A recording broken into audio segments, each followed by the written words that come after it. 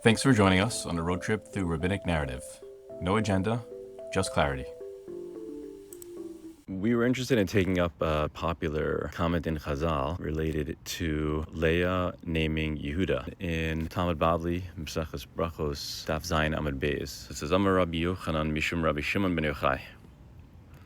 Miyom shebara HaKadosh Baruch Hu es olamo, lo haya adam shahuda LaKadosh Baruch Hu, ad sheba'asa Leah vehodato. Shneamar Hapa'am odeh Hashem. Rabbi Yochanan quotes in the name of Rabbi Shimon ben Yochai that since Hashem created the world, there was not a person who gave Hodaya la Hashem until Leah came along and thanked Hashem. Hapa'am odeh es Hashem. This time I will thank Hashem. The most obvious problem, and if you look around at the Mefarshim who comment on this Gemara, it seems like everybody's grappling with the same issue, which is, how is it possible to say something like this? Does this mean to say that everybody before her didn't thank Hashem? It's quite an indictment on all of the great people that we know existed prior to Leah. Recognizing Hashem for everything that he does for us and being grateful to him is one of the most fundamental character traits that someone should have. It just seems pretty wild to make a statement like this. So going back to the actual event that Rabbi Yochanan is referring to, so we have to look back at the parsha of Yaakov, Leah, and Rachel. Yaakov marries Leah, and then after that marries Rachel. And then the psukim go into the fact that right away Leah starts getting pregnant, and you have literally 4 psukim in a row that discuss her pregnancy and birthing, and it starts like this. Leah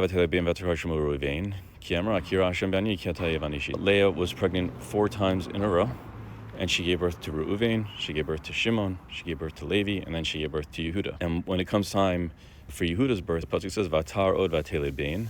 So she got pregnant again, and she gave birth to a son, Vatomer, and she said, Hapa'am odeh Hashem. This time I'm going to thank Hashem. Al kain kara shemo Yehudah vatamo miledes. And therefore she named him Yehudah, and then she stopped getting pregnant at that point. Rabbi Yochanan is picking up on the fact that only by Yehudah did she use this term of odeh, lashon hoda'ah, which is the first time in the entire Torah Shebichsav that particular use of language is used.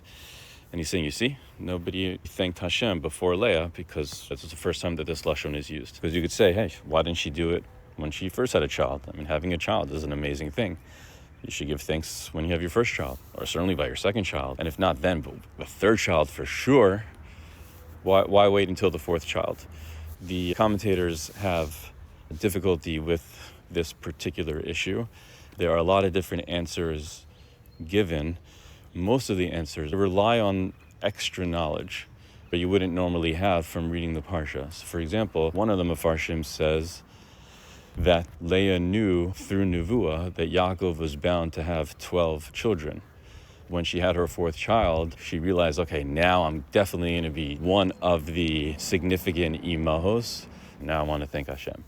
Or another parish wants to say that she saw in Ruach HaKodesh that Yehudah in the future was going to use this same language in the episode of Tamar, so she named him after that. So although this might answer the question in a very focused level, we prefer a different interpretation, because while it may be true that there was this knowledge out there about the 12 Shvatim, nowhere in the Psukim do you get a sense of that until this point. So we prefer to offer a different answer. We were fortunate enough to encounter an explanation by Rav Shimshon Raphael Hirsch on the Chumash related to the naming of these particular sons in general, which I think will help us understand exactly what this Chazal is pointing out. Rav Hirsch picks up on the fact that the lashon that's used by each child changes in a very subtle way. And essentially, it really starts with the pasuk that describes Leah as being a senua. So again, senua is an interesting way to phrase it, because it didn't say that Yaakov hated Leah. It says that Vayar Hashem ki senua Leah, that Leah was hated. So what Rav Hirsch points out is that this was something that was much more under the surface. You could tell that certainly Yaakov had a very clear preference for Rachel, and he, so to speak, really disliked the fact that he was married to Leah. Now, that was a very difficult position for Leah to be in, and Leah really wanted a strong and good relationship with Yaakov. So, for example, Rav Hirsch says, the love of her husband was what she was aiming at. And with every child she bore to him, she hoped to possess one brick more to this edifice of love she was building. And it turns out she succeeded in having her hopes fulfilled. How does this work out, according to Rav Hirsch? So it's really, really incredible how he picks up on the different lashon that Leah uses. So he says, the successive names show how with the blessing of each fresh child for which Yaakov had to thank Leah, his attitude to her became increasingly more and more loving. So let's take Reuven. At first, Leah says, Ra'ah Hashem be'ani. So that up to then, Yaakov's preference for Rachel was actually visible. You could see it, Ra'ah Hashem. With the birth of Reuven, that disappeared. So no longer was it actually visible that Yaakov preferred Rachel over Leah. It wasn't manifest. But to Leah's ear, it could still be detected. He says, just in the tone of his voice to Rachel, as opposed to Leah, Leah could feel that she still did not possess the full measure of Yaakov's love. And so she called her second son Shimon ki shama Hashem, that Hashem heard, meaning to say it was more subtle. It wasn't something that was as obvious, but it was still there, right? Yaakov's preference for Rachel relative to Leah was still perceptible. It wasn't as visible, it wasn't as manifest, but it was still perceptible to the ear, so to speak. With the birth of her third son, which was Levi, however, she felt the difference had quite disappeared. She felt she could now express with full confidence that now the purest, truest, loving relationship between husband and wife was established, which is exactly the conception of Leviah, and that's why she named him Levi. Hapa'am yilava ishi elai, and he does point out, interestingly, that for Levi, instead of her naming the child, it says Alkein Kara Shemo Levi. Kara is Lashon Zachar. He wants to say referring to Yaakov. So Yaakov actually called him Levi, as Yaakov himself recognized that he was now going to be spending most of his time with Leah, since Leah was really the mother of his children. And at that point, when Levi was born, so now there was a major shift in the relationship. Now, the hatred or the affliction or the preference of Rachel over Leah that was once visible and then was eventually more subtle, now has been removed with the birth of Levi. She has 3 children now, and she could detect a change in Yaakov's attitude towards her. So now when it comes time to have her 4th child, now she's ready to say, this time I can thank Hashem just for the gift itself. And she called him Yehudah. What Hirsch wants to say is that when Yehudah was born, it was the first time that she could really appreciate motherhood, that she could appreciate the child that she has, not as an instrument of achieving Yaakov's love, not as an instrument of establishing the relationship that she wanted to have with Yaakov, but simply for having a child, simply for the gift of the child. So this is how Rav Hirsch interprets these psukim and the naming of the first 4 children. So we thought that with this explanation, with this approach, it may be easier to understand that if you look at her and what she experienced and then how she thanked Hashem, we'll be able to see the idea of thanking Hashem in its purest form. So what is that idea? Of course, you have to thank Hashem for everything that you have.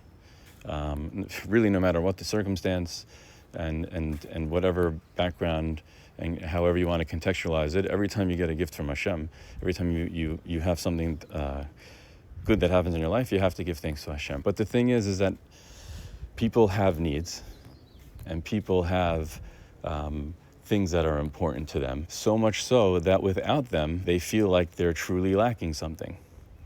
And so even though it's true that when they are provided with gifts from Hashem, we are required to thank Hashem for it, thanking Hashem in its purest form really requires that we feel like He's gifting us something that we don't absolutely need for our own existence. Were you not to be provided with basic necessities of water and food, so of course you give thanks to somebody who provides that for you, but at the same time, how am I supposed to even live without basic water and food? So that's not the fullest expression of thanks and the fullest expression of gratitude. What Leah is teaching us is that the fullest expression of gratitude and thanks to Hashem is when you're at a point in your life when you recognize just the idea of the gift. I have the things that I need. I have the relationships that I want, that I think are important for me in order for me to be happy. And then there comes a time when you're given something by Hashem that's a gift in its purest form. It's simply something that Hashem provided me with, and I can appreciate that as the gift. And I think that's what Rav Hirsch was saying about Yehudah, is that once Leah had her first three children, she felt that she finally had a prime relationship with Yaakov.